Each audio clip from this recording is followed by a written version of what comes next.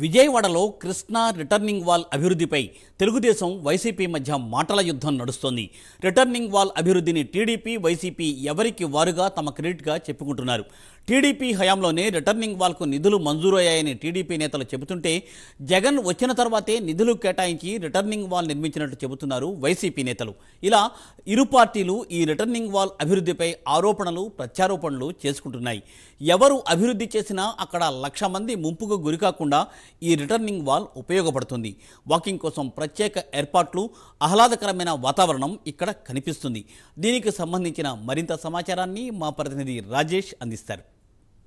దేశంలో ఎన్నికలు సమీపిస్తున్న వేళ అధికార పార్టీ ప్రతిపక్షాల మధ్య మాటల యుద్ధం అనేది జరుగుతూ ఉంది. అయితే దానికి భిన్నంగా కూడా కృష్ణా జిల్లా రాజకీయాలు భిన్నంగా ఉండి ఇంకా ఇక్కడ రాజకీయాలు హీట్ ఎక్కుతాయని చెప్పుకోవచ్చు. ప్రస్తుతం కృష్ణా జిల్లాకు సంబంధించి పూర్తిగా ఒక విషయంలో అయితే అధికార పార్టీ ప్రతిపక్షాలు మాత్రం పనుల విషయంలో మేము పూర్తి చేసాం అనేసి కూడా చెప్పుకున్న పరిస్థితి అయితే ఉంది. దానికి సంబంధించి విజయవాడకు సంబంధించి ఎన్నో ఏళ్లుగా కూడా ప్రజలకి ఇబ్బందులుగా ఉండి అలాగే వరదలకు గురవుతున్న కృష్ణలంకకి సంబంధించి కూడా రిటర్నింగ్ వాల్ ఏదైతే ఉందో ఆ రిటర్నింగ్ వాల్కు సంబంధించి ఇప్పుడు అధికార పార్టీ అలాగే ప్రతిపక్షాల మధ్య కూడా తీవ్ర స్థాయిలో ఒకరి మీద ఒకరు ఆరోపణ చేసుకున్నారు. ప్రస్తుతం మనం చూసుకోవచ్చు విజయవాడకి సంబంధించి దాదాపు బ్యారేజీ దగ్గర నుంచి కూడా 5 కిలోమీటర్లు ఎర్రమల కుదురు వరకు కూడా 5 కిలోమీటర్ల ద్వారా వరద ఏదైతే వరదలకు సంబంధించి కూడా వరద ప్రాంతాలకు ముప్పుకు గురవుతున్న పరిస్థితిలో పూర్తిగా వాళ్ళకి కష్టాలు తీర్చే విధంగా కూడా దాదాపు 5.3 కిలోమీటర్ల మేర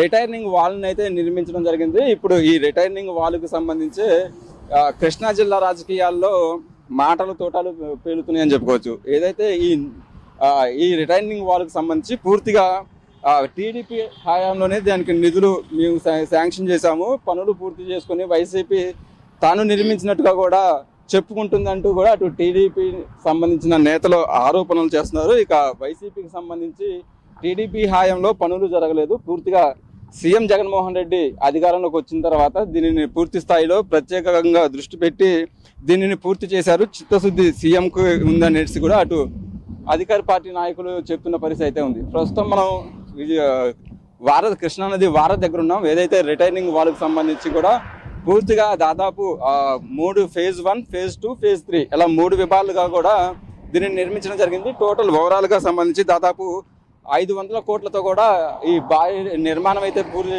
జరిగిందని చెప్పుకోవచ్చు. పూర్తిగా అయితే దాదాపు 1,00,000 మంది నిర్వాసితులకు ఈ రిటైర్నింగ్ వాల్ వల్ల వరద ముప్పు నుంచి కూడా ఉపశమనం కలిగించిన పరిస్థితి అయితే ఉంది. పూర్తిగా కృష్ణలంక కావచ్చు, రాణిగారి తోట అలాగే ఎర్రమల కుదురు దానికి సంబంధించి పూర్తిగా 5.3 కిలోమీటర్ల మేర కూడా ఈ రిటైర్నింగ్ వాల్ అనేది నిర్మాణం పూర్తి చేసుకుంది. ఇప్పుడు ఇదే రాజకీయాలకు సంబంధించి కూడా ఈ టాపిక్గా మారింది. ఈ పనులు పూర్తి చేసింది మేము అంటూ కూడా అటు అధికార పార్టీ అలాగే చెప్తున్న పరిస్థితి అయితే ఉంది. ఇక దీనికి సంబంధించి నిధుల శాంక్షన్ విషయంలో మేము నిధులు చేసాం, టీడీపీ హయాంలోనే పూర్తిగా విజయవాడ అభివృద్ధి జరిగింది. అటు ఫ్లైఓవర్ కావచ్చు అలాగే ఈ కృష్ణా రివర్నింగ్ సంబంధించి వాల్ కావచ్చు పూర్తిగా టీడీపీ హయాంలోనే పూర్తిగా మేము దీనిని పూర్తి చేశామంటూ కూడా టీడీపీ నేతలు చెప్తున్న పరిస్థితి అయితే ఉంది. కానీ కరోనా లాంటి కష్ట సమయంలో కూడా ఎక్కడ నిధులు ఆలస్యం కాకుండా వైసీపీకి సంబంధించి జగన్మోహన్ రెడ్డి అధికారంలోకి వచ్చిన తర్వాత దీన్ని పూర్తి చేశారు. దానికి పూర్తి చేయడమే కాదు దాదాపు 5 కిలోమీటర్లు టోటల్ ఓవరాల్గా 5.3 కిలోమీటర్ల రిటైర్నింగ్ వాల్తో పాటు ప్రత్యేకంగా ఒక పార్కును కూడా నిర్మించడం జరిగింది. ఎవరైతే సందర్శకులు ఉన్నారో ఆ సందర్శకులకు సంబంధించి వాకింగ్ చేసుకోవడానికి అలాగే సరదా ఈవినింగ్ టైంలో సరదాగా అలా బయటకు వచ్చి రిలీఫ్గా ఉండడానికి కూడా పూర్తి స్థాయిలో అటు ఒక పక్కన కృష్ణా నది అలాగే మరో పక్కన ఇటు రిటైర్నింగ్ వాల్ అనేది కూడా ప్రత్యేక ఆకర్షణగా ఉండే విధంగా కూడా పూర్తిగా నిర్మాణం అయితే పూర్తి చేసుకున్న పరిస్థితి అయితే ఉంది. దానికి సంబంధించి కూడా కొంతమేర ఈ రిటైర్నింగ్ వాల్కి సంబంధించి కృష్ణా జిల్లా అలాగే కృష్ణాలంక అలాగే రాణిగారి తోట యనమల కుదురు దాదాపు 1,00,000 మందికి సంబంధించి కూడా దానివల్ల వరద నుంచి కూడా ఉపశమనం కలిగించిన నేపథ్యంలో ఇప్పుడు ఈ క్రెడిట్ని తమ ఖాతాలో వేసుకునేందుకు కూడా అటు వైసీపీ అలాగే టీడీపీ నాయకులు అయితే ఇప్పుడు ఎన్నికలు సమీపిస్తున్న వేళ దీన్ని క్రెడిట్ చేసుకునే విధంగా కూడా ఒకరి మీద ఒకరు విమర్శలు చేసుకున్న పరిస్థితి అయితే ఉంది. పూర్తిగా తమ ఖాతాలో వేసుకోవాలి, తమ హాయంలోనే పూర్తి చేశామంటూ కూడా అటు రెండు ప్రధాన పార్టీలకు సంబంధించిన నేతలు అయితే చెప్తున్నారు. మరి ఏ పార్టీ పూర్తి చేసింది, ఎవరికి